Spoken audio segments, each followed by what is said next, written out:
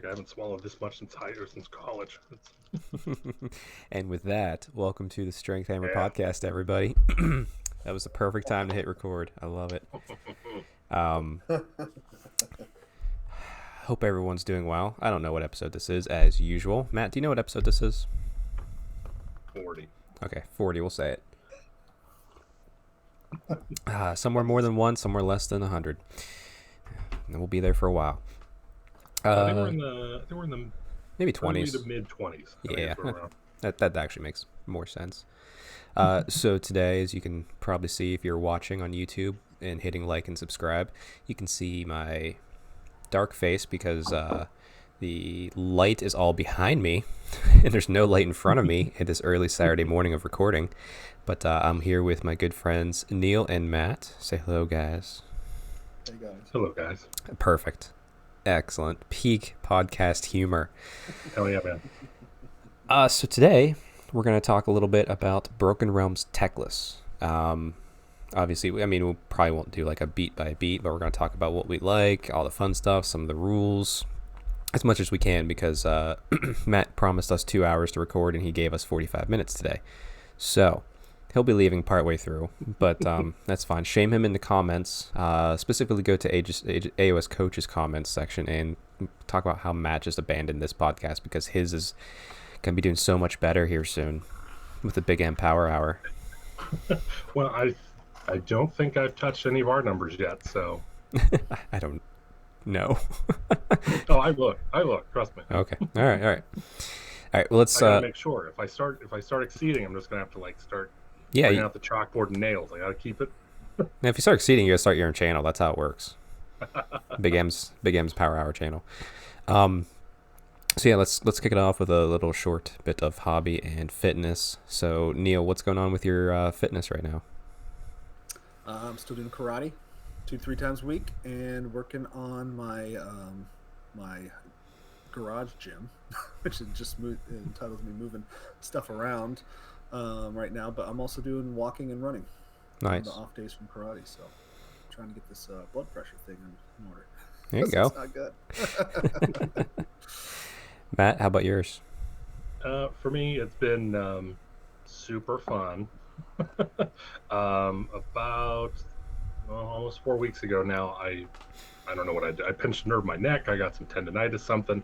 So it's like my neck and my shoulder blade, and even lifting my shoulder like that was hurting. So it's really put a damper on a lot of things. But starting last week, I have been using the treadmill 3 days a week. Once that stops kicking my butt, I'll up it to 5. But that's been good. It's basically we had to mow the lawn for the first time, and I was like, I remember being able to do this. So I definitely don't want any more decline than what I already am. Right. So, but go ahead in the treadmill for that. Yeah, like I said, with the shoulder, and that's what the context was of what I was saying at the beginning there. I've gone to the chiropractor a whole bunch. It's helped a little bit, but it hasn't snuffed it out. I've tried icing a whole bunch. I've tried heating a whole bunch. I've tried heating and icing a whole bunch. And it's gotten me to a certain point, but it's like there's just this wall that it won't go past. Mm-hmm. So there's a supplement online. Do not take any supplements because a fat guy on the internet tells you to. Do your own research, but it's called Relief Factor. It's basically meant to help people that have chronic inflammation pain. And it's all it's all supplements. It's no narcotics. It's nothing like that. So there shouldn't be any real interaction with anything. But again, always check with a doctor before you start taking stuff. Mm-hmm. I checked with my chiropractor. I'm not on any other medications, so I didn't have anything to worry about for that. And it seems to be working. It takes 3 weeks to really kick in. This is the end of week 1, and I do feel a difference. So, all right. Well, there you go. As far as my fitness, I'm sure I won't talk about it as long as Matt talked about his neck, but I had my appendix out recently, so just got back to the gym, but I'm healing and doing well.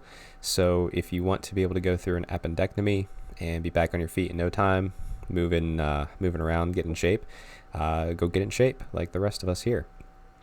So like 2/3 of us.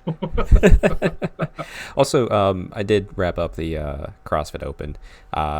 Was 10 percentage higher ranking than it was last year, which is what I keep trending to do. So I was very excited for that. Obviously, I didn't make any like quarterfinals or semifinals or whatever it was after because I'm not ridiculously fit. I'm just fitter. But happy with my placing for sure. Yeah, go move.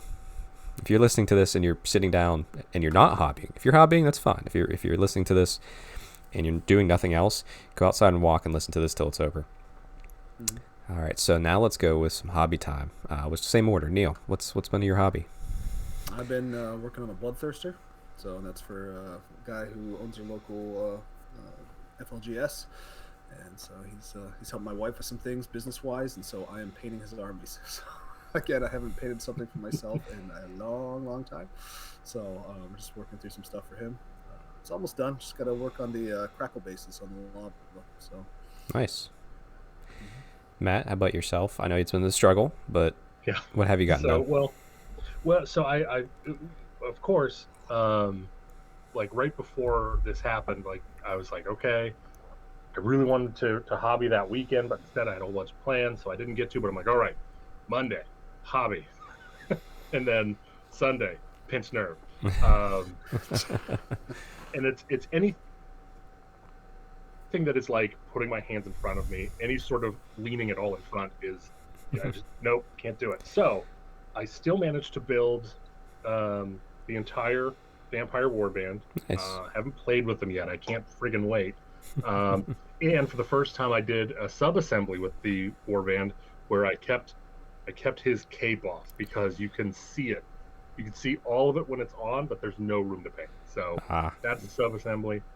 And then there's an event coming up called the Ren 4 Battle Across the Realms, where he wants this narrative hero, real creative. Yeah, I know.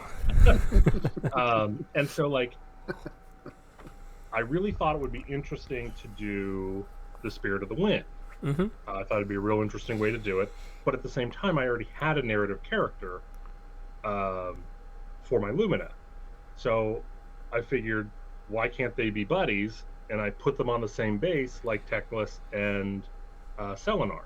So I also have a lore seeker who I'm not good with modding. So what I wanted to do is I wanted to give him the Warden leader sword, but the arm is so integrated that I could have done it, but it just wouldn't have looked as good. And I compromised and just gave him the helmetless head from the Warden kit. Oh, there you go. So now I'm going to go out and buy some cork today, make a little base for him to sit in like a little valley, and the Spirit of the Wind to kick off some rocks above him. Nice. You should not magnetize, but like whenever you glue the lore seeker to like the bottom of the base, like use like PVA glue or something. That way, after the event, you can break him off and put him on his own base still. You can still run them together as a pair, but that way you get like dual use out of all of it. As far as it goes, I'm thinking about that. I'm not sure if I want to do that or just leave him, because I know, Neil, you said you plan on running this event more than once. And then on top of that, we also plan on going to Holy Wars, or Holy Havoc. And if we do, there's a 9 out of 10 chance that I'm going to do Lumineth. So I'd already have my hero done. That's true. That's true. Not a bad idea at all. As for my hobby, gosh, what have I done? I rebased all of my high elves from rounds back to squares. Yeah, that was 400 models. Some local guys, local guys are just like wanted to do 8th edition, and I kind of just like sort of played without rebasing, and I was just like with my high elves, and I was just like, you know what? Screw it. These high elves aren't getting any use. Like, I'm pulling some over into my Lumineth. It's just for fun, but it's like, screw it. Let's bring them back. I had all the bases. It went much quicker this time around. I don't know. I guess because I've practiced rebasing everything else. Outside that, I'm painting up. I have 8 Lumineth models that have taken me over a month to put any paint on because I've just been lazy. But hopefully get those done this weekend. And yeah, I do need to get a start because as of recording, I think I have 6 days to get my narrative done for this Ren 4 shenanigans. Technically, you had a month. Just saying. I was indisposed for a little bit. Resting in bed. It's there's no room for thinking of a narrative. No, actually, I waffled for a long time on what army to bring. First, I was like, maybe I'll go Sylvaneth for something fun, and then like I was talking to Matt, and I threw together a couple lists with Alarion, without Alarion. Matt's like, these are all awful. Don't. I was like, okay. And I was like, okay, well maybe I'll do Slaanesh because my Slaanesh haven't come to any event with me yet, and it'd be fun to take it there. And then I remembered that my narrative here that I custom made already, Hakati the Perverse, is on a chariot, and she has 10 wounds because she's on a chariot, and it needs to be 8 wounds or less. And I was just like, Tirathi is coming to Ren 4. It was like this weird process of elimination of just me not fully reading the pack. Kind of doing it more out just to make Neil upset, but it also kind of bit me there and made me waste like a week of time. It's not working. It's a small level of annoyance. Which actually reminds me, I do have a question. Is there a maximum length for narrative? 1,500 words, 2 pages. Yep, I had a player yesterday, actually last night, who told me that they were at 3,500 words and counting. And I originally just said 2 pages in a Word document, but he didn't have Word. He was doing it on WordPad, and I went and I put in what would be 3,000. So that was like close to 4 to 5 pages, and he was not yet done. So yeah, we had to cut those numbers back a little bit. Yeah. So 1,500 words or less, please. Yeah, it was a fun posting this morning on Ren 4. Like, hey guys, don't do too much. I already have the one narrative that I already sent over that is the story of the named character that I have. Mm-hmm. So then I need to add to go, how did he meet the Spirit of the Wind? Mm-hmm. So I'll have to do a number count and go from there. I actually used your narrative because it's coming in at a 10-point font, just at 2 pages as that cap. So you're gonna have to dice that up a little bit, buddy. I'll just explain it to people. There you go. That'll work. Actually, a little sneak peek for everybody. So my Daughters of Cain army I settled on. I won't reveal it all, but it has four avatars of Cain. Nice. Yeah. Oh, that was at real. 1,500. Oh, okay. At 1,500 points. No, like I have a narrative idea that just hit with that, and I'm just like, you know what?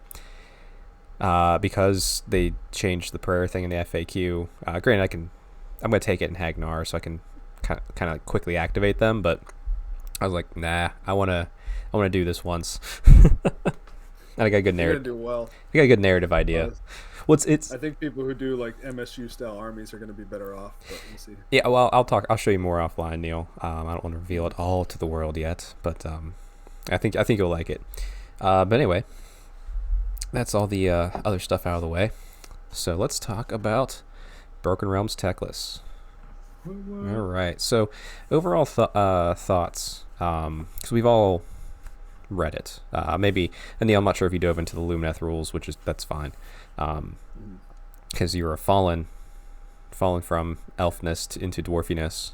Matt's rising from dwarfiness into elfiness. It's like the meme of the car, people go in opposite direction. But we've all read the story.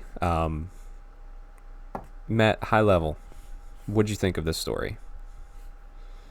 So I thought it was super cool. It definitely reminded me of wrestling.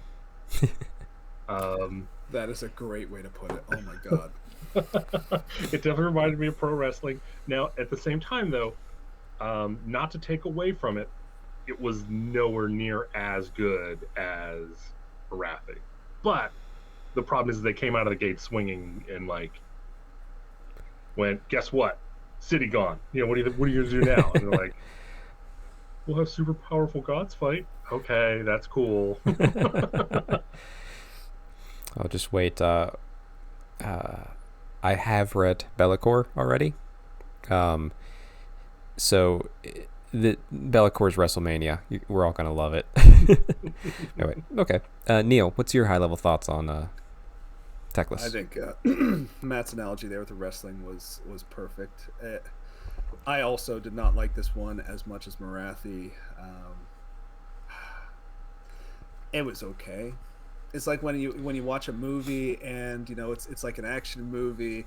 You sat there, you ate the popcorn, you're like, okay, and then you left the theater. Like that's kind of how I felt about it. It was. No, I mean, I said, I still left the theater wanting to kick some ass. Like that's. I don't know. I don't know. I did enjoy the title fight. Mm-hmm. I also did enjoy the redemption that we could probably get into a little bit with Altharian versus Arkan the Black. Mm-hmm. But as far as the actual story went and the reason for the fight, I felt like it was a bit of a reach. And I could talk about that more later too. But yeah, I don't know. If Marathi was a 10, I'd give Teclis a 6. So I'd still give it an 8. See, my high levels, I loved it because it's giving hope to the realms, which was a big theme throughout this entire book. And like that's just something in Warhammer. Hope is something that rarely happens, especially in 40k. So I always love when I see it. The title fight was amazing. Let me touch on that whenever you're done. Sure. And the reason behind it, though, I'm gonna combat Neil on this whenever we get into it. There is much better reason, and I will go into history of the world that was to throw into your face and let you know why all these fights have been a long time coming. We're gonna reach deep back into that island of Uthuan. Mm-hmm.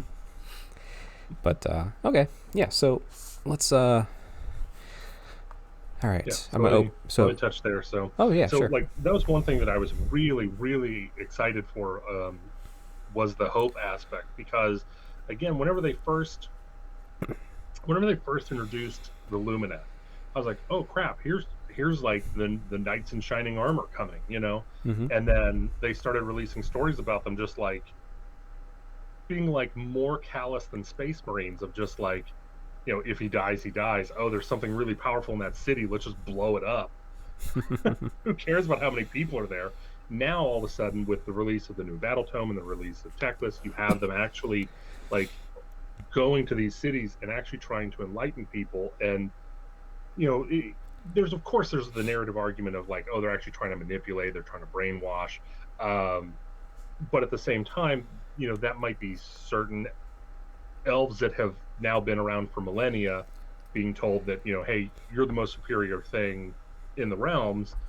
Of course they're going to look at something that lives 1/10 of the length that they do as, oh, you're a dog or a cat, Mm-hmm. Mm-hmm.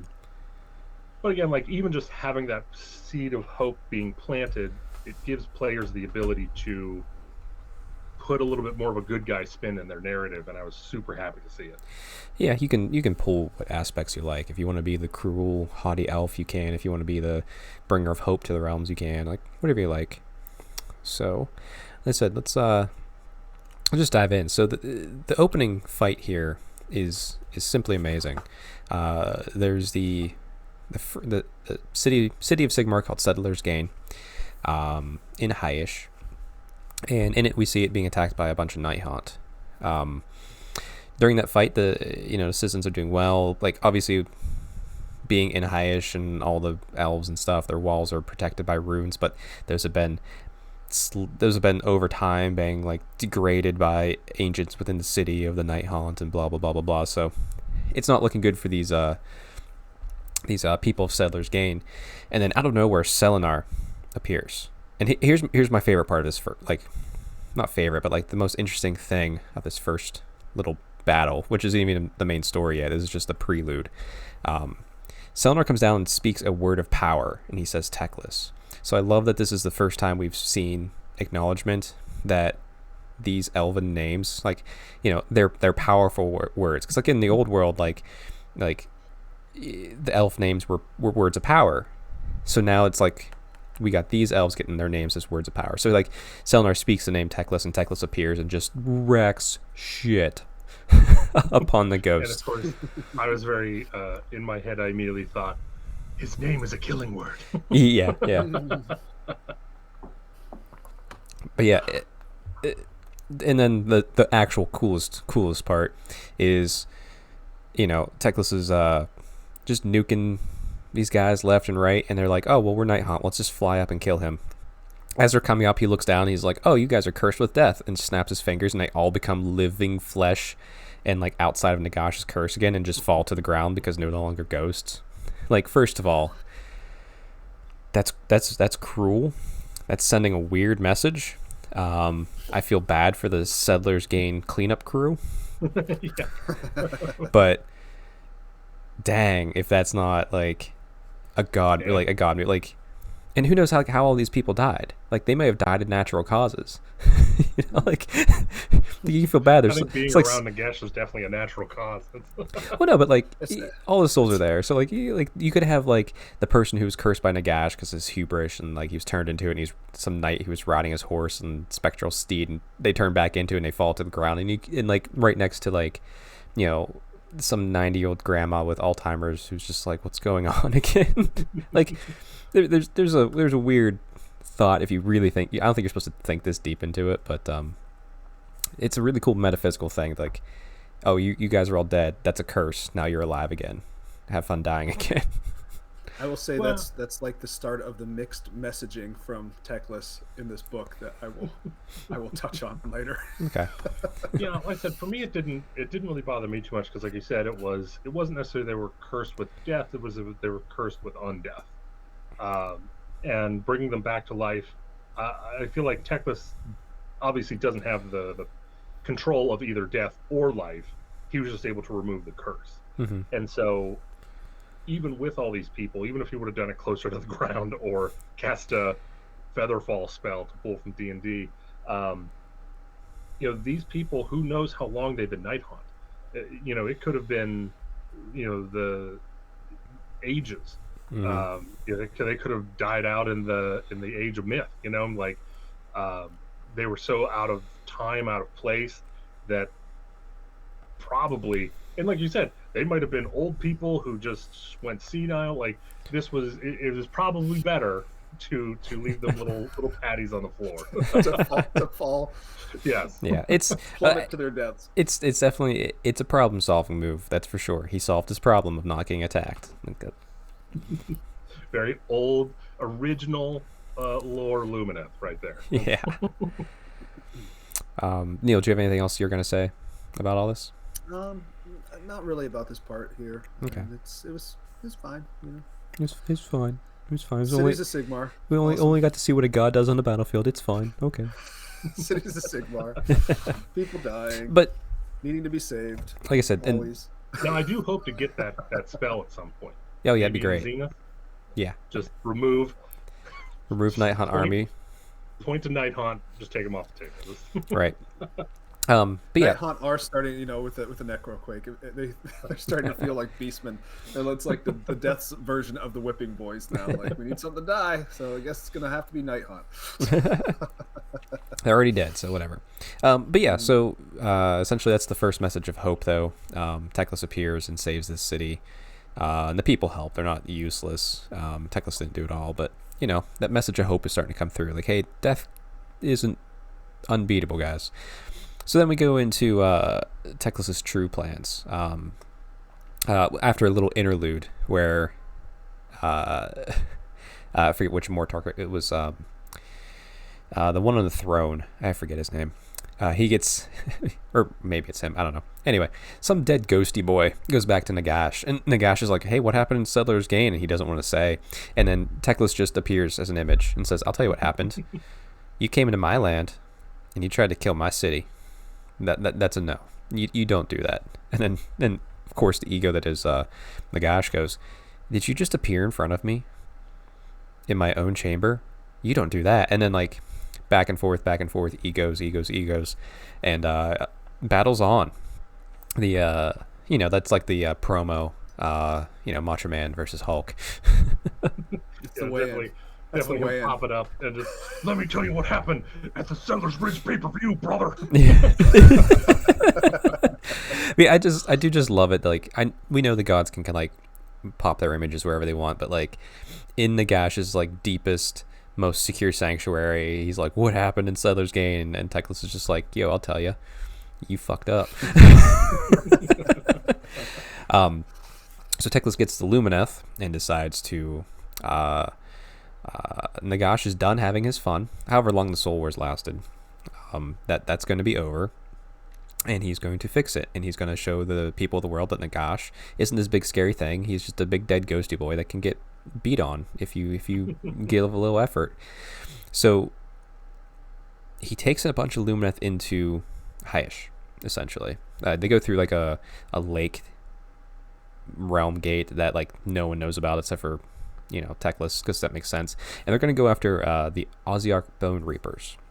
Now, not Catacross himself or Catacross's main city. He's not trying to wipe out that army.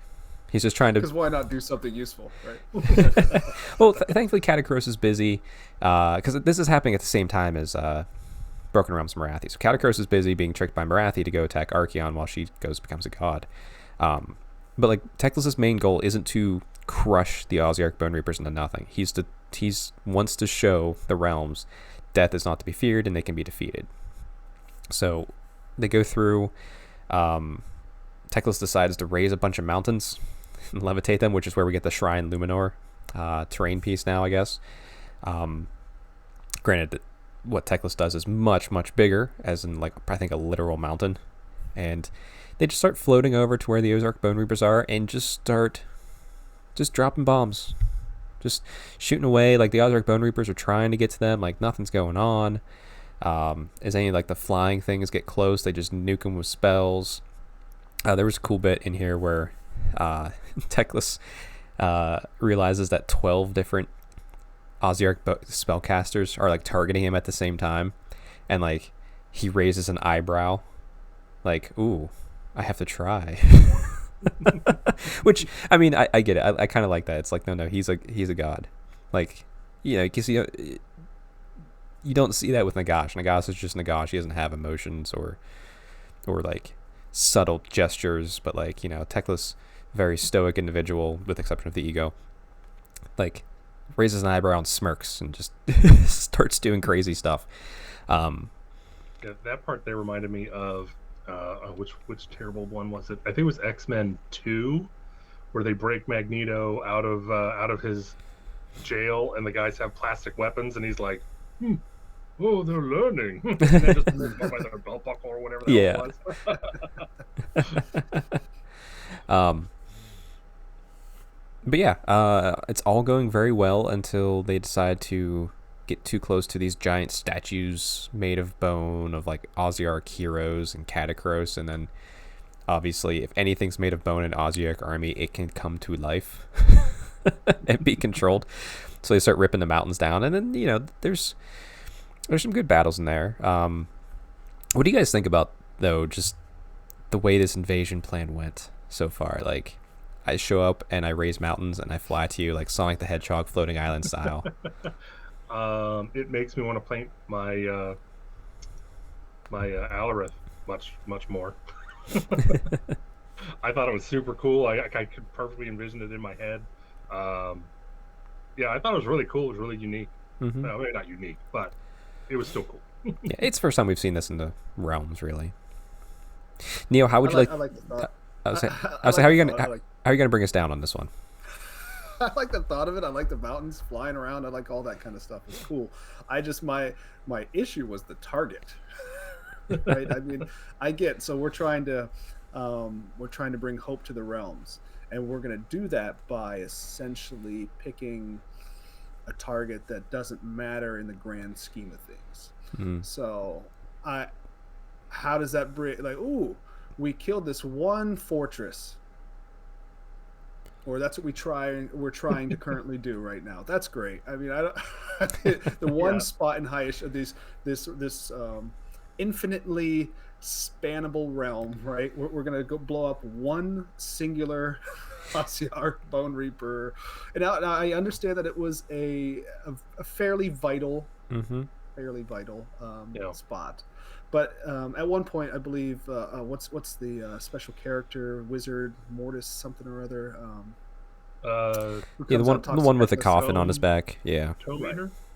Yeah, and No, he, no, and he no. says, That's, he That's says someone else. essentially, and I don't know, I don't want to skip ahead to this if you don't want to, but this is when the battle's over. Do we want to skip ahead to yeah, this? no, right we can now go or ahead. no? So like the mountains get pulled down, and then battle's pretty much over. It's clearly a victory for the Lumineth, but there's some good stuff happening for Bone Reapers in here too. But go ahead, carry us through. So but he eventually just says to Teclis, he's like, "Look, these statues have been torn down before, and they will return just as they had in the past." So, and when you think about Nagash is the long game, right? So, like I'm like, what did they gain by this? Because in this back and forth with the Ossiarch Bone Reapers, there are thousands upon thousands of elves that start dying in this. I mean, they start getting murdered pretty significantly.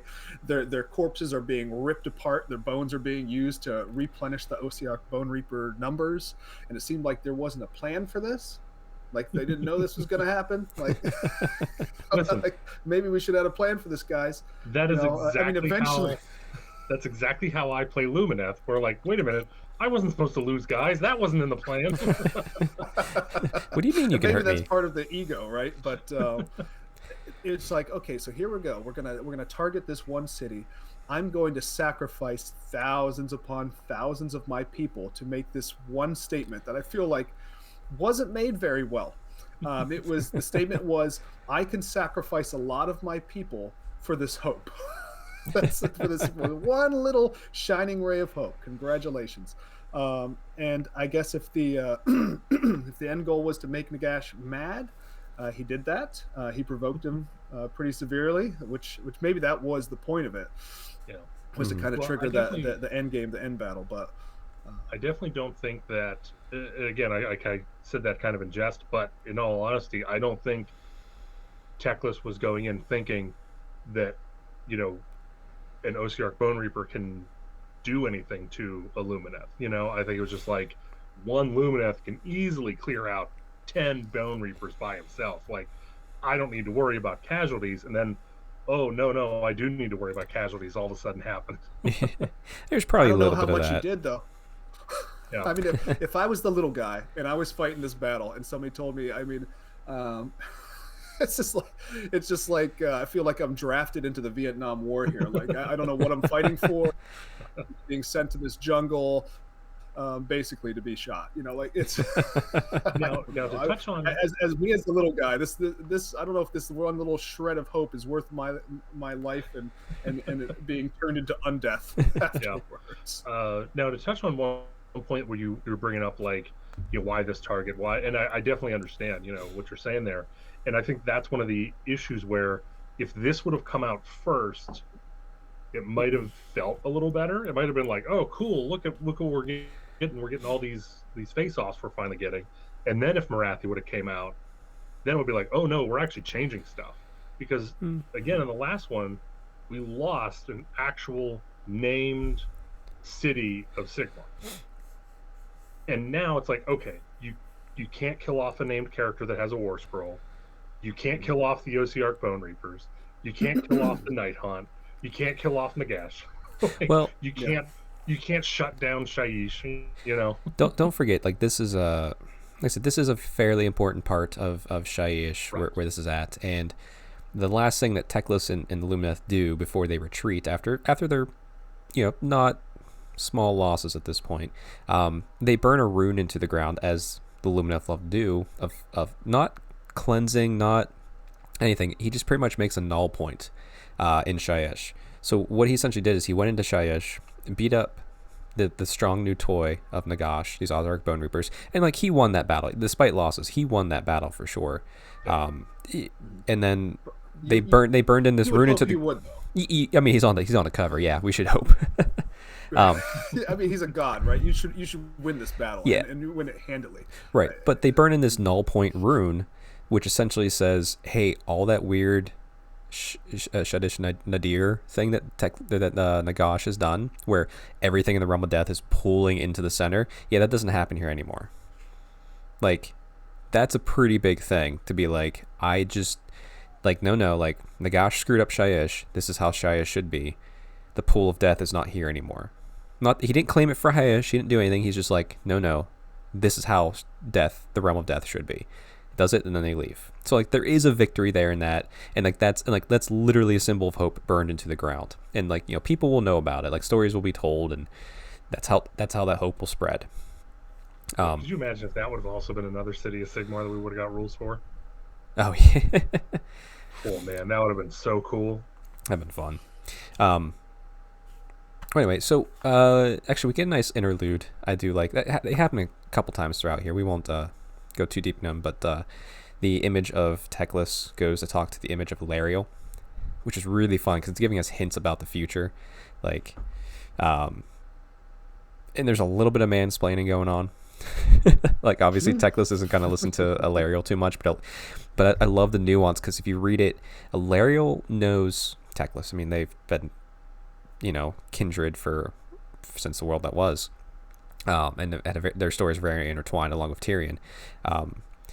If you read what she's doing, she's trying to give the idea to Teclis of what he's doing is maybe not the correct way they should be doing things.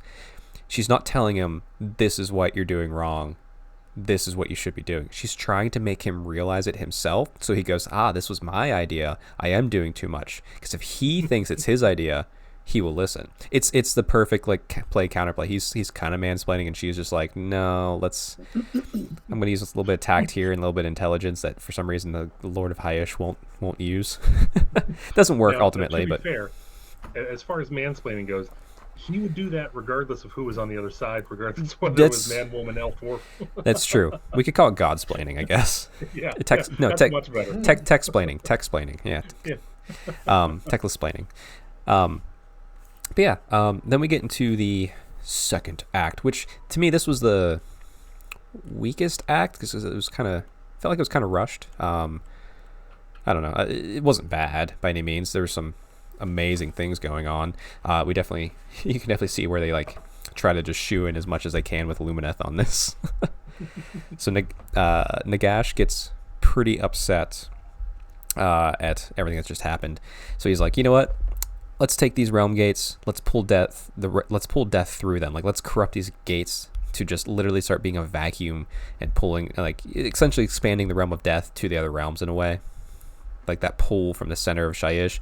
Let's have it go through these realm gates as well. So he takes his three more original Martarks, the OGs, Manfred, Neferata, and Arkan. Gives them all a task.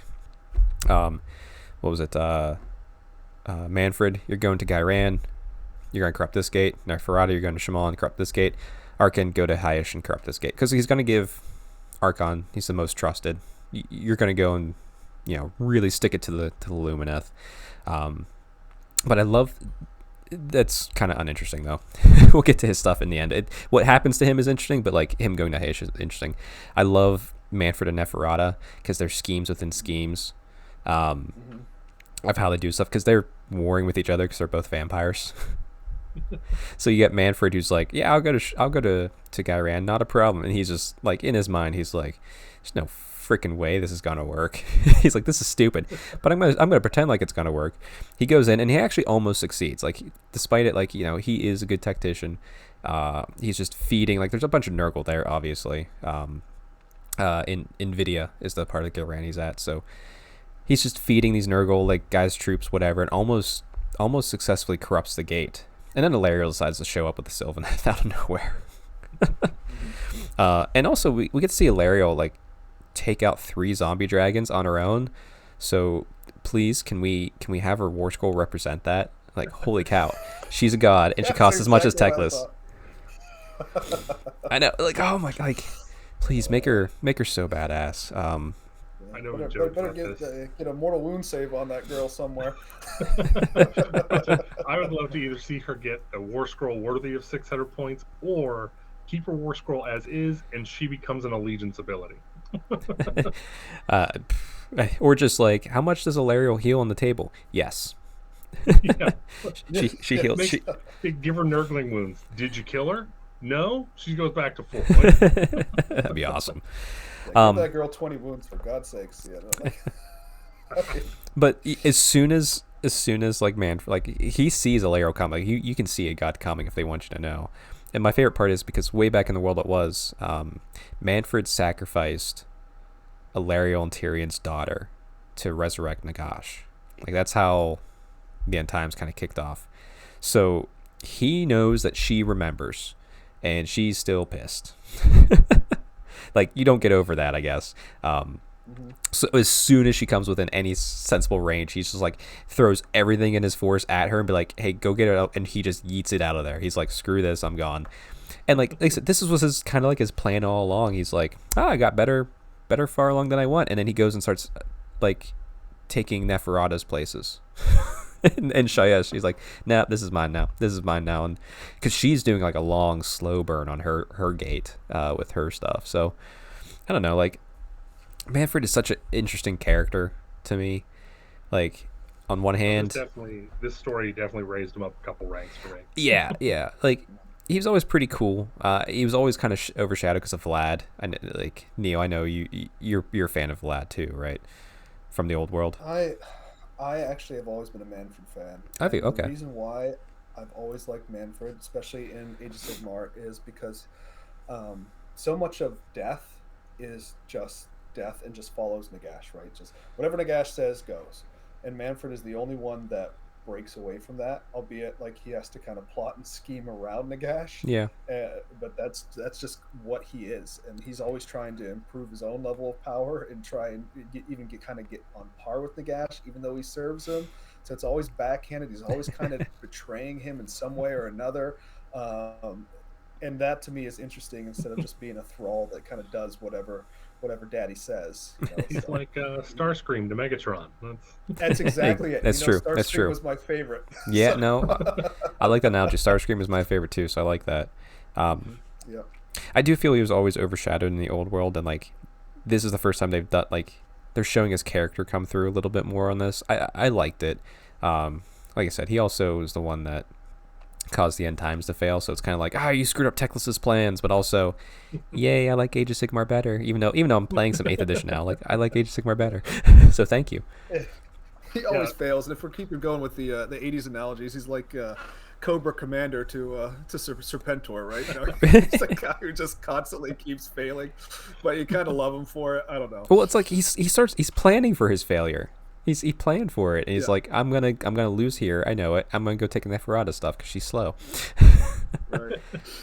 Yeah, like so since they really started doing whatever they started doing the stories with Manfred, starting in Age of Sigmar, I always thought from like Go, because we have Flesh Eater Court that's not really under Nagash. I kind of assumed that like when Soulblight got revisited, it would be like they were trying to usurp Nagash. Mm-hmm. Although all the rumors, like not necessarily rumors, but all the speculation is that this is going to be kind of the new Soulblight book. Is going to be a revisit of Legions of Nagash. I still hold out hope that it is just going to be like nope, we're now the NWO and we're going to take over WCW. Like, let's keep this wrestling. Let's just rebrand the channel. Right. Just all wrestling chat. In true podcast professionalism that you expect here at Strength Hammer, I want to give a quick pause before we continue, because Matt, do you need to drop out? Yeah, I have a couple minutes here. We got to take the dog out to get groomed.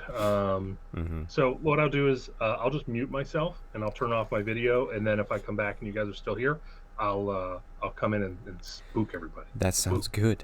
If you do, pop in with a classic ad for Brush for Hire. All right. Will do. Well, all right. So let me mute here first. I'm going to say something, and then just give me a thumbs up if you can't hear me. Sure. Okay. Can you hear me? Yeah. Yes. You can still hear me? I can still hear you. Yes. You can just rejoin via the link. Just exit out, buddy. You're good. Yeah. I'm just gonna. Yeah. Here's what I'm gonna do. I can remove from meeting. Look at this. Remove. I just kicked him. That's right. Live on air. I kicked him. Just me and you, Neil. All right. So. All right. Let's do this. Let's move on to Neferata. So she's needs to corrupt a gate that's inside of the mountain of somewhere in Shaman, which is what? Like, why? Like, it's inside of a mountain. Like, who cares? But I guess Nagash deemed it important. Yeah, I mean it's perfect hiding space, right? I mean, who's gonna look there? Yeah, no, I mean it has We'll find out. exits to the outside and all that, but you know, in her true style, she's apparently here for quite some time. She redirects Caradron like shipments from going over this mountain. She like makes it like spreads rumors that it's like haunted, and like it just becomes this emptiness. Like no one travels around it because you know, and people don't realize that it's being controlled this way. It just all seems kind of natural. It's like, oh, it's not a safe place to travel because the Aethermeric winds or blah blah blah blah blah. Um, Hmm. but we do get to see was it Imdra something, I forget her name. There's a great Caradron overlord um, who's like in this room like full of maps. Like Hmm. she's on her way to become an admiral, and she's like, why the hell aren't people going through this land? Like this is the Hmm. quickest way. And she's like, it's been like that way forever. And she's just like, nah, something's up here. Yeah. Something's up. And I mean, you're the resident KO player. So what did you think about getting some KO love in this book here? I loved it. I don't know why. Maybe it's just my bias. I don't know. But whenever the Karajan become part of a story, I'm just very interested in how they write them in. Mm-hmm. I really liked how she kind of snuck in there, kind of found out what was going on, and then barely escapes back out with her life. You Mm-hmm. know, it just real. I don't know. Karajan just seem like they don't have a god they serve Right. really, so they're just out on their own. um, they're just kind of doing it on their own. They don't need Teclis to pop up out of nowhere, and and Yeah. be burning signals in the ground. No, we just got our boats here, and we're just gonna do this on our own. I love that. So Yeah, no, for sure. And she represents something that we kind of see missing in the Caradron Overlords because they're always kind of about profit. But like, mhm. she kind of gets that sense of vengeance and that grudge. Like, no.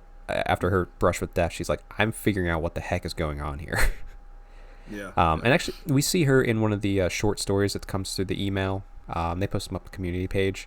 Um, Mhm. she's back. I forget where she. It's amazing. It actually introduced her meeting the two Lumineth, the twins. We'll see. Let's say Elenia and Elithor pop into the Mhm. story here because they're traveling around the realms. Um, they save her from a vampire assassin. She loses an eye, so like she's already like almost dead in like age, and then she also loses an eye from this vampire attack, and like No, they just true show up pirate fashion. exactly.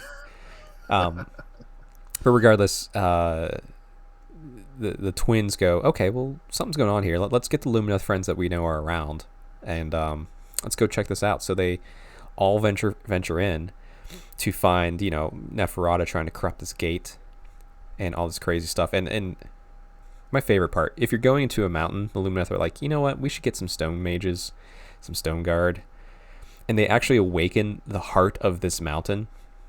Mhm. Like that's like holy cow. Like the Lumineth can go into any mountain and just be like, hey, stand up, you're fighting with us right now, and they're like, okay. Yeah. Like that's power. I actually, in all these stories, I really do like it when the living mountains show up and start just really just crushing stuff. So It's that weird thing. I know some people don't like it. I love the weird stuff that we get. Like I haven't chosen a temple yet. All my Lumineth army has always been. It's just like the Venarian, the Sonare, and like Teclis. Like I haven't. Like I think I have like 5 Stone Guard I converted, and I'll convert 5 of the Wind guys too. But like I haven't really committed to a temple yet, and I'm just kind of like mhm. biding my time. Like which one's gonna grab me? So far, the mountain actually is the one that I think I still want to lean towards. But it's because I like the mountains, not necessarily I like Stone Guard. Yeah. I will say this too, like as far as the models go, I finally got to see one of these things and like have it in my hand a couple months ago, and wow, I mean they are incredible models. You should see. So recently, good friend Martin Orlando came out to play some games. He brought his Lumineth. Neil, wait till you see this army. Like this is the best Lumineth army I've ever seen. I've seen it on Twitter, but I've not seen it live, and I would love to see it live. His So like he brought the mountain for me to see because he knew I wanted to see it. He didn't play it at all, but like man, like I was just like I want to go buy this. I didn't because I'm like hashtag no backlog, but but then one day. So we get this battle of Neferata and the Lumineth and the KO are there and wreck and face and like I said, you have the stone mages and you have the mountains. So Neferata's getting getting her butt kicked, and she also decides to leave. She realizes she's going to fail, but she's like out of spite decides to, what's that? All of this kind of happens. They all kind of get defeated at the 11th hour too. Yeah, and that's one thing that kind of made it a little bit less interesting to me, because it was like you kind of see the pattern here. It's just like they almost win, but they don't. Yeah, they almost win, but they don't. You know? Oh, that's kind of classic GW writing for these books. Right. We're all kind of used to it. But I do like out of spite, she's like, you know what, I'm just gonna collapse the mountain on everybody while I leave through this realm gate. Like that's spite. But like I definitely can imagine like, you know, like Hulk during Avengers Endgame, like the mountain's collapsing and the heart of the mountain just holds it up for everyone to escape. Like just holds it, and then as soon as it, like, you know, but like obviously him being the mountain, he's just like, okay, I can just stay here. I am this. Yeah. But you know, so that way our twin heroes escape. Our KO hero escapes. Which that's the thing. Like especially now that we have like a Gardas model coming out in the next book, that is technically out today, at time of recording. But like, I want to see. I love seeing these sub characters. I love seeing Gardas. I love seeing these twins. Like, why couldn't you have made this KO girl? Like that'd been cool. I say you still do, right? I mean, there's an opportunity now with all these characters to, you know, and it's an easy win as far as I'm concerned too. Like you make a character, a very characterful new character, and people are gonna buy that, 100%. Oh yeah, especially with your backstory like that. Well, it's just like anything. Like I get people's kind of frustrations with the way that they handled kind of Lumineth. I think COVID kind of screwed it up, obviously, because timelines were shorter and it's maybe supposed to be farther out. But like, you know, I saw some people get upset because the new Slanesh models. It's like, oh well, the book's out. It's like, give me new, like just whatever. Like I'll print out the War Scroll. I'm be upset because you gave me another gorgeous model. Are you kidding me? Yeah. Like, okay, it's not my book. Oh, I don't care. Just keep giving me gorgeous models. Right. And not to say I'll deal with the rest. And not to say that people like who are upset about it, like your concerns are valid, like for sure, but also that's not how I feel. So like I'm just gonna enjoy it. Like this is a hobby. I'm gonna enjoy it. Sorry. My opinion is I don't care. Yeah. You can be upset. I'm not. I think it's great. Give me the beautiful models. That new Slanesh model that came out. Oh my gosh. It's probably a top 10 model. Yeah. I've ever seen. Yeah. I mean, just stop. I mean, yeah. Keep giving me this stuff. Yes, please, more models, and a new Alaria War Scroll, please. Okay, so then we get to like probably I think you and I. You're kind of muted here. I don't know if it's just me. Was it? Can you hear me? We're still going live on air. We got some tech issues going on. Tell you what, we're going to take a short break while we get this sorted out. We'll be right back. I'll come back in. Oh, nope, Neil's dropping out. He'll come back in. So I'll just keep rambling. Yeah, let's keep talking about the issue with new models coming out. Like, I get if you're having issues, like, and worrying about not being able to have everything in one book.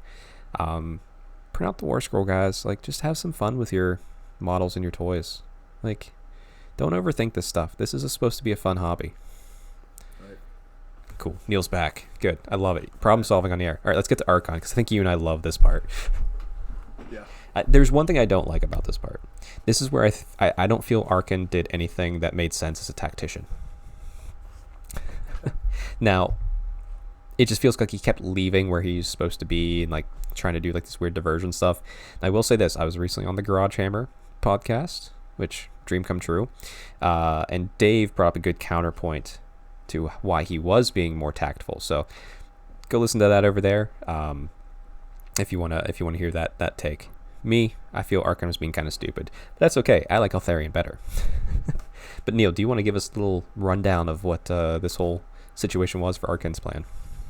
I don't actually remember exactly what was going on in the battle, so I'm going to let you do that. Sure. I remember kind of high level, so I'll let you get into the nitty gritty, but I can talk about the second part of it. Gotcha. Well, initially he's going into Ymetrica, a realm gate there, to corrupt that.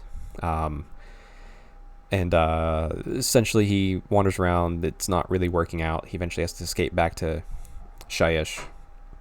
And he's like, you know what? I'm going to go corrupt this gate on the ring outside was it the ring outside of Haish, where it's like right next to the realm's edge. He's like, Yeah. I can go there. I'm dead. Those Lumineth can't follow me here because they can't withstand the power. So after he kind of messes, I'm sorry. Yeah, go ahead. I kind of have a huge problem with this part of it. Right? Okay. So the way the realm's edges have been explained in the past is no matter what goes there, you are essentially morphed into whatever that realm is, right? So if it's the realm of light, right, you almost become light, right? I don't care whether he's dead or not. Like, if you're on a realm's edge, right, this should be what the Shyish Nadir is. You know, like if anything comes into the Shyish Nadir, where it's been brought into the center, you're just ended. You're done. Like that's what that is. But the outside of the realm is what that is for every other realm. So why? I don't I don't buy the reason why he's just fine over there, but all the other elves who are traveling there are just essentially being turned into translucent light as they travel that way. Well, I think it's a matter of like how far deep. So maybe like someone who's not of mortal flesh can go a little bit deeper per se. I don't think there's going to be a realm gate that pops you over into the realm's edge. That would be weird. So I think this is probably like just at the limit.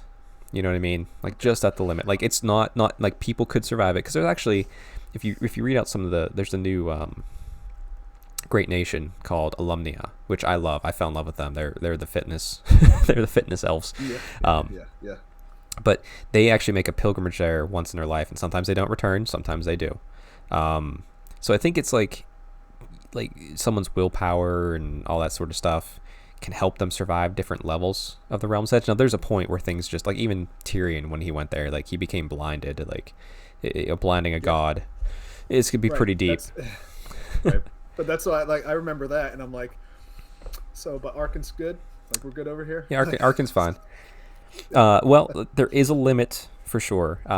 So essentially, as this corruption starts taking place, like the elves know it, and they're like, well, what do we do? Because we can't take a whole army there, because it's just it's a suicide mission for sure. They're like, we might be able to make it there and stop it, but we're probably not coming back. And no one wants to lead it. And then we get our boy Altharian, the light of Altharian, just like pops up and is like, I'll do this. I and no one knows he has like some secret beef with Arkan, because Arkan is the one that hand dusted him during that battle where Nagash was raised in the world that was. So that's why Altharian can't take corporeal form anymore. Yeah, so he says, nope, I am going to fix this. I'm going to remedy this and seek revenge. And then in classic elf fashion, as soon as someone speaks up and says they lead it, everyone's like, all right, we'll go. So why don't you run down Altharian? Like, 'cause it's a nice little story. We get it from the perspective of, I think, of a wind mage. They're walking through towards the realm's edge, and like, you know, the elves are dying, like turning into light or crystal, as you said, because the weaker willed ones just die off first. But like, they're kind of like able to, the ones that are keeping alive are able to just focus on Altharian, because none of this bothers Altharian. He is light. So it's like he's kind of keeping them grounded, and then they come to battle with the enemy, which kind of helps give them a purpose to keep going. But yeah, why don't you tell us the story of Arkan and Altharian's battle? So as I remember it, because I did read this quite a long time ago, it's they're a little bit overwhelmed by the death forces. So what the strategy is to kind of almost like a knife's point right into the enemy, and so it kind of parts it, and they kind of part the ways for Altharian to just make a beeline straight for Arkan. So he's just going, he's sprinting right up towards him, and there is nothing stopping him. Once he sees Arkan, he's making his way right there, and like full RoboCop. As they come, yeah, as he comes right up and they start fighting. I thought what was interesting was, I mean, he's just taking it to Arkan, and Arkan in the last ditch effort kind of reaches forward and same thing, from the world that was, tries to, grab him, kind of hand dust him. Well, that doesn't work on somebody who's not made out of flesh. So his hand passes straight through him, and this part I was a little confused by. So Altharian essentially wins, kills him, and it wasn't clear to me just how dead Arkan is. Because it's right there on the realm's edge. Is he able to get back to Shyish and get Well, kind of? don't forget all the Mortarks are essentially a piece of Nagash, the way it's been described. Right. So like it's not that I think Arkan can come. He will come back. I mean, he has a model. Yeah. But like it's gonna have to be through Nagash wanting him to come back. And one, Nagash holds a grudge, so Arkan failing here miserably is gonna be pretty bad. But like this form of Arkan was utterly destroyed, for sure. You get tossed off the realm edge, you just blinked out of existence. Right, and that's what that's what I was confused about. So yeah, I can see that how he could come back through Nagash, but I was just like, wow, does this mean he's like dead? You know, this is pretty dead, Well, even for Arkan. once we see what happens with Nagash, and knowing that Nagash will hold a grudge against the Mortarks that lost, it may be a while before we see Arkan come back into the story. And this really is a blow against the Bone Reapers, really too, because Arkan is kind of He's kind of their Mortark, I guess. Catacross is kind of he's kind of shares that That's true. responsibility a little bit. It seems like so. Yeah, it's kind of weird.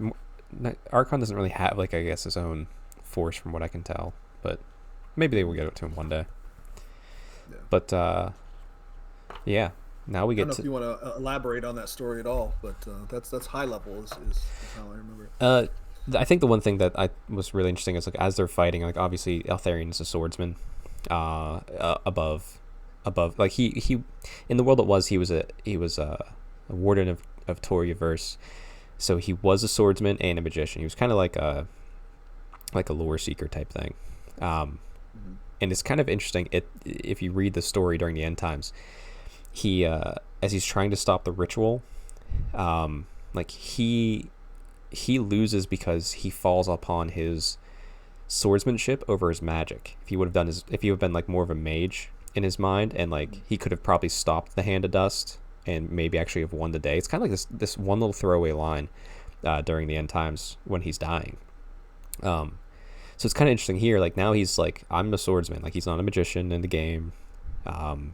He's like, I'm a swordsman, and his swordsmanship is what wins him the day this time, because now that he can't be handed dusted. But it is interesting that as Arkan like went to go grab his neck essentially, and like obviously failed, and his hand passed through him. Like Arkan's hand like bubbled and like was being unmade.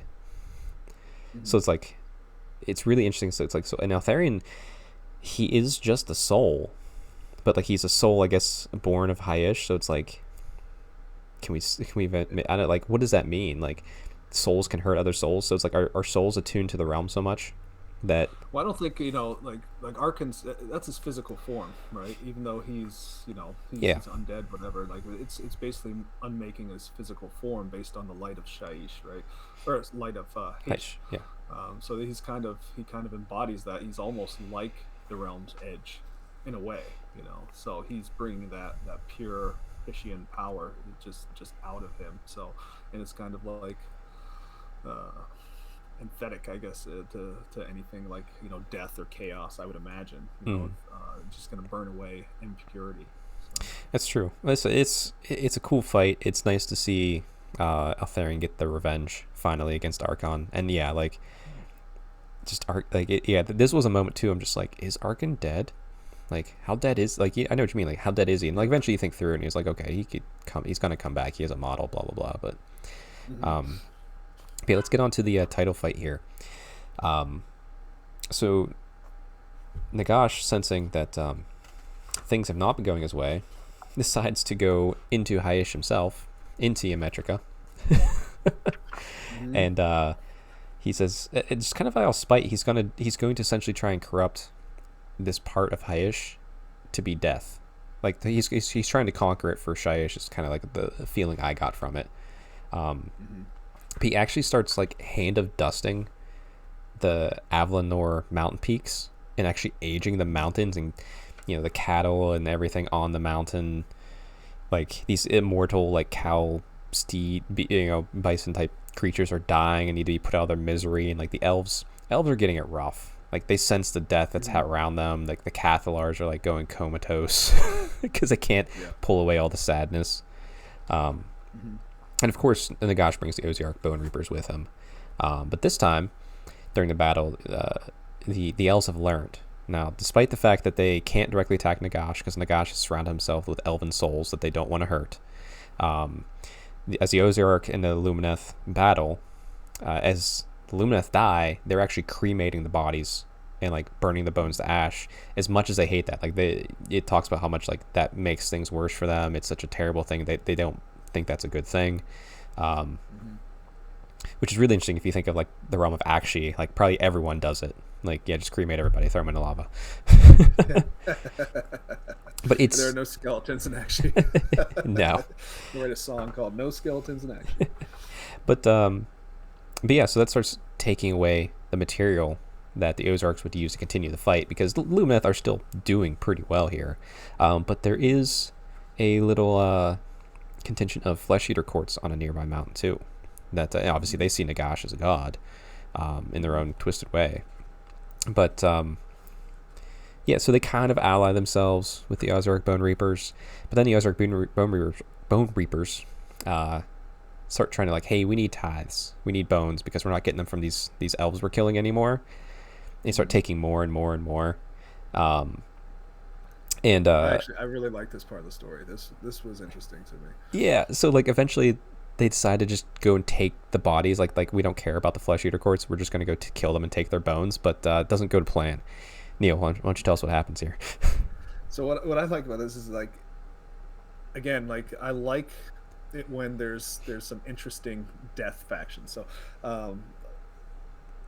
they're interesting to me because they don't really serve Nagash. They do and they don't, right? They still it's like you have to think of them like a Bretonnian kind of kingdom, right? And they think they're just getting taxed, right? It's like a war tax or whatever, and they're fine, until you start pushing it too far, right? And so that's essentially what the Osiok Bone Reapers do, is they start pushing them and pushing them and pushing them, and finally the king says, "Whoa, that's too much there," and he doesn't feel like he's being given the respect he deserves, and then they take offense to that and start attacking back. And so you can kind of see a little bit, it's not just all marching to Nagash's tune. Now we're having a little chink in the armor, so to speak.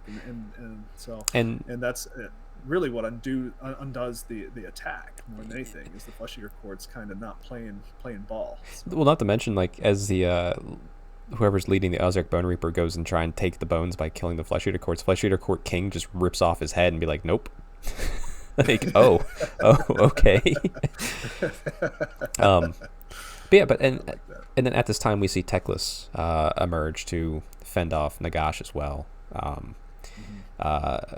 I love the little bit here where battle ensues. Selenar starts just diving at Nagash, and Nagash like surrounds him in like this net of death energy and just throws him away, like throws him over the horizon. But just like, man, that was such a red herring. Like, that was like, even I was reading that, I was like, that happened a little too easily for the moon of Haish to be just tossed away. I don't care, like, God or not. It's like, okay, but whatever. Out of sight, out of mind. And then Teclis responds by essentially burning all the books, 9 books of Nagash. Which, if you're a Nagash player, I need you to take your model and rip off all those 9 books and throw them in the bin, please. You no longer have them. We WYSIWYG this. So I wonder how permanent that is too. Like, are these books actual books, or are they, Yeah, it's more than that at this point. They could possibly be more than that, but at the same time, it's like that's a dick move. Like, that's still important. Like, I'm sure they're not easy to slap across the face. Yeah, for sure. And then actually, it was really interesting at this juncture. We see Nagash start doing a banshee scream. It's like, oh yeah, I guess he is the embodiment of death. So Teclis has to quickly remove him before everything in the realm dies from this banshee scream of a god. Right. And it's kind of cool. They go to like the void, essentially. Teclis puts them all in, they're like, like in 2 bubbles, and they're going to like magic duel out in the void. This was I had to reread this a couple times because it was hard to follow for me and get like a mental image of exactly what was going on here. You kind of have to like think about it like the Doctor Strange movies. Yeah. Like, it's just getting weird. Like, you focus on the 2 characters while the weirdness happens around them. Right. That's a good way to put it. But yeah, so they're in these separate bubbles, and Nagash is like, nope, and just comes right into Teclis's bubble. Um, and I do like that they're like, as they're mocking and talking to each other, like they're referring to themselves in their old names, like Teclis of Uthuan and Arkan, or in Teclis is telling like Nagash, it's like, you stole this power from the elves. Like, don't think you're better than me. Like, we made this before you existed. Like, oh man, like this is like a true wrestling, like smack talk fight while they're doing, like, imagine if they're mic'd up during the doing the wrestling moves while, doing the drama as well. One thing about this too, it seems like a little move away from something they had talked about in other stories and everything. Is, to me, from other stories, it seemed like a lot of these characters, even the gods, have a hard time remembering what it was like in the world that was. Like in some other stories, and I can't put my finger on which ones they were, but the ones I've read, like even like Neferata doesn't realize where she came from in the world that was. A little bit like these memories are kind of foggy, and I'm not sure if that's because Nagash kind of recreated them, or did they make that transition after the world exploded. That hasn't been really touched on. Like, how did okay, the old world exploded, how did these people move into the realms, right? Did Nagash kind of recreate them? Like, do they still have the same memories as they did before? Like, and even the gods seem kind of iffy about some of them, but up until now, where it seems like those maybe that's not the case anymore. So it just seems like I had some conflicting. Well, I definitely think early on Age of Sigmar, like, they wanted to do that hard separation, and then they realized, like, no, we can just treat the old world as like the rich history that it was. It can be used to enhance characters for the people who know the world that was and came over through the Age of Sigmar. Like, it gives us more, but they've also written these characters in such a way that, like, if you're a new person, say like Doug over 2+ stuff, he never played the old stuff. He doesn't really care to go into it. No, that's fine. He gets enough richness out of these characters with how they are now. Yeah. But like, I do like, there was a section in this book, they didn't do it for Morathi, which is kind of sad, but they did in this book, like a 2-page cover talking about who Teclis was and what he did in the old world during the end times. Yeah. Like, I want to see that more, at least for like maybe these god level characters, maybe not everybody. But yeah, like, it's nice that you can use the old history to give us more richness, but it's not necessary to understand what's going on with these characters. Yeah. And I'm very glad. Like, I love that, now that at this point they're linking them back to the old world, and they're giving us some of that history, because I'm an old world guy. I've been doing this for a long time, so I like to hear all that kind of stuff.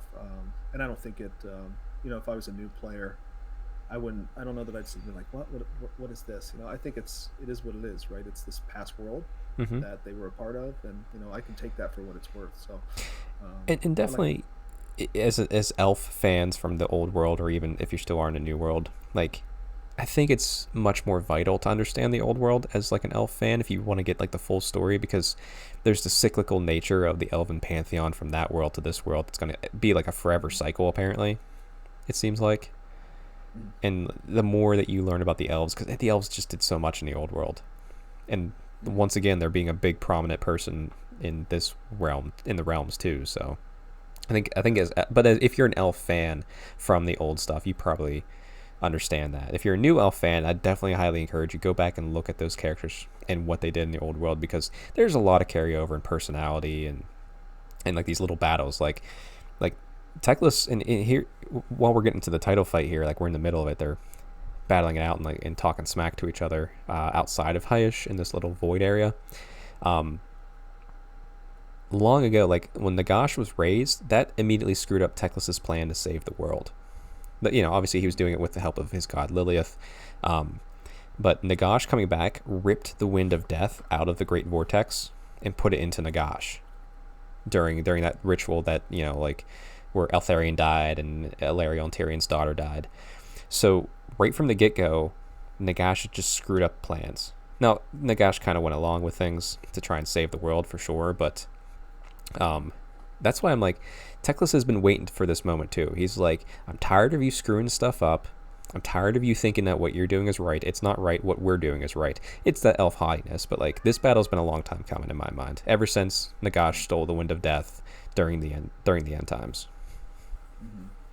Something I'm going to add too is there is a book out for the Cursed City. So it's a novel based on the Cursed City. If you really want to understand the difference, so between actual shyish, winds of magic, or actual magic, realm magic, and what Nagash does to it, it is a difference. Mm-hmm. So Nagash kind of perverts the Shyishian magic into necromancy, Mm-hmm. basically. So shyish magic is not necessarily a bad or an evil thing. Mm-hmm. It is just the power of death, right? And it's not necessarily undeath. And Nagash kind of, if you look into the lore, how Nagash has been swallowing these gods, these Shyishian gods from the different levels, or different what do you call them, afterlives. Mm-hmm. So he's kind of taken and perverted the whole thing. Mm-hmm. So and I think that's why really Nagash doesn't fall in, into like the normal pantheon that was there, right? So like chaos is its own thing, death is its own thing, and not part of these other, because of the way Nagash has perverted the whole thing, Mm-hmm. and used it for undeath more than anything. So Yeah, like that's an interesting distinction. like they refer to Nagash as the Lord of Undeath, but he's the master of the realm of death. So death and undeath are very different things. That's a great call out. So Teclis gets stabbed. And like, he coughs up a little bit of blood, like, because Teclis he's still not the best swordsman. He's better than he was for sure, but like he's barely hanging on. And as soon as he's stabbed, they're transported back Sword to of Teclis did not hold up. No. And like he like I said, he's struggling after he's stabbed, and Teclis's concentration's broken, so they're sent back to where he pulled him out of, back to Umetrica, back over the battle. But this is where that red herring of Selenar getting tossed away comes back. So around the corner we see these Luminarch shrines out of nowhere just appear with this blinding light of Selenar behind it. So essentially Settler's Gain, the city of hope that had hope instilled in it long ago, is rounding the corner as all the elves are fighting for their lives around them. The gods are fighting, and with the light of Selenar directed through these shrines, just starts blasting Nagash like in the face, in the chest, everywhere. And like that's the opening Teclis needed. He starts pulling like all the Aether Quartz reserves like from all the elves and just directing all the beams on Nagash. And the coolest scene. This is like the end all be all. He essentially like chains Nagash to the mountain of Avlanar. Not the walking beast, but like the actual mountain itself. Chains him with light, and like all these light beams are focusing on him, and like the mountains are coming out alive, like the Elementor mountains, and just hammering on Nagash. Like Teclis chained Nagash to a wall, and everyone beat on him. Like just rounded up and started curb stomping, and like. Well, it's just, but like what I like is it's not Teclis doing the final blow per se. It's the people, because like if you were there and you're just like, guys, we killed a god. Like sure, Teclis was there, he did a lot of the work, but we killed him. Like that's a huge like symbol, like that's going to spread across the realms. Like that is the true hope. Like holy crap. And what I thought was interesting in this is Nagash is killed the way he's always killed. Yeah. And so Nagash is it's his ego. Mm-hmm. And he thinks, basically there are no other gods besides Nagash. Nagash is all, Nagash is the most powerful. They have, when they're doing these barbs back and forth, and Teclis, there's parts in here where Teclis talks about how, he teaches his disciples to wait, to study what's going on, find the weakness and strike at the weakness kind of thing, be patient and everything. And so when you go back to what you said, the red herring was how he got rid of Selenar so easily. It was Nagash's, ego that he assumed that it would be that easy just to remove him out of the fight. And so they kind of feigned that, yes, it will make him think that it is that easy, right? And his ego won't let him see past the trick of this, essentially. And so that's really how, that's how the Skaven interrupted the plans, because Nagash thinks Skaven are it's the last thing he thinks about all the time because they're so insignificant. Mm-hmm. They die in the millions, right? So this thing could never threaten me, right? Um, so that's how Nagash's big weakness will always be his ego, Mm-hmm. and that's how he's killed again. Yep, and people claim to have seen like a black cloud escape back to the realm of Shyish, which I mean, yeah, Nagash is going to come back, but it's going to take him a while to reconstitute, and then after that, how long before Arkan comes back? So like he's out of the picture for a while, and then Teclis's last move is he takes all those lenses from the Luminarch, which were essentially made of aether quartz, not just normal lenses, because this is Settler's Gain, it's a Hyashian army, and he puts them into the sky, and he burns a rune of like I guess purification or nullness into Shyish, because obviously Hyash is the sun, so he uses the light of Hyash to burn into Shyish. Meanwhile, this forms a new constellation in the sky. These lights, which is like he just made like Hyash a Death Star essentially, not to blow things up, but he essentially undoes across the realms the curse that the Necroquake caused. Like things are going to calm down a little bit. I don't think endless spells are going away, and I don't think this reverses the Shyish Nadar. But like it's like the realm of death is much cooler now. It's not all being pulled in. It's just back to the way it was, which was a secondary goal, but he achieved it. Yeah, he took it from a 10 down to a 6. Yeah. So, yeah. Oh, and basically, where death was ascended through the Soul Wars and everything. Now, at the end of this book, death is no longer ascendant, and you can see them kind of pushing into. You're going to see another faction kind of start to take over. It would be my assumption. So I'm wondering if we're going to start to eventually work our way into destruction, perhaps from these broken realms. Well, I mean that would make sense narrative wise, because we had chaos first and then death, and like order's always going to be the main thing. They have the most armies, but well, you had chaos, and then you had the Realm Gate Wars, right? And so you had the pushback by order, the Age of Sigmar, right? So, and then you went into death, and so I think it's. I would be surprised if it wasn't Destruction's turn, but in a way, I was also not be surprised if it was not Destruction's turn. Sure. But you just got to wait and see. What I do like too, actually, is there was during that little like Nagash and Teclis were having a back and forth. Nagash is like, "Hey, where's your brother at?" and Teclis just says, "Oh, he's off battling something more deadly than you," and just like, what the heck where is he at? What's he doing? Holy cow! Like, now I say that we've had plenty of elf armies lately. I don't need Tyrion right now. That's fine. But like, boy, do I want to know what's going on with Tyrion. I think he's worried about Slaanesh. I mean, what I took from that was, Slaanesh is out there still, and they just saw Arkan come in there, and so now he's trying to smuggle him away and hide him from his followers and everything else, because they knew that they were going to have to move him. Yeah. So I think that's what Tyrion's about right now. But we'll see. Yeah, it's either that. I mean, we'll see. Like, there's lots of hints, like like in like the battle or in like the end story where like Teclis talks to Ilario again, talk about Teclis is goading the dragon. It's like, okay, who's the dragon? Is that Malarion? Is that something else? But yeah, like we get one more little scene between Teclis and Ilario. It's clear that Teclis being stabbed by the sword of Nagash didn't not keep him unaffected. Like, he kind of feels it. Obviously, being around Ilario, the goddess of life, like helps cleanse that. But like, there's a little bit more back and forth. But like Ilario is just like, hey, the time, like, this was always going to happen. You just made it quicker. But the time of life is going to resurgent, because it's death and the life and the death. It's just a cycle.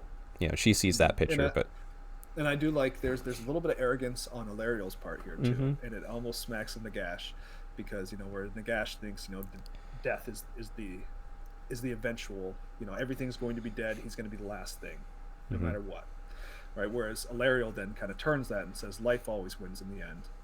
Life will be the last thing. Life always has the last word. And you can kind of see, echoes of Nagash in Ilario just on the other side of the coin. Yeah. Right?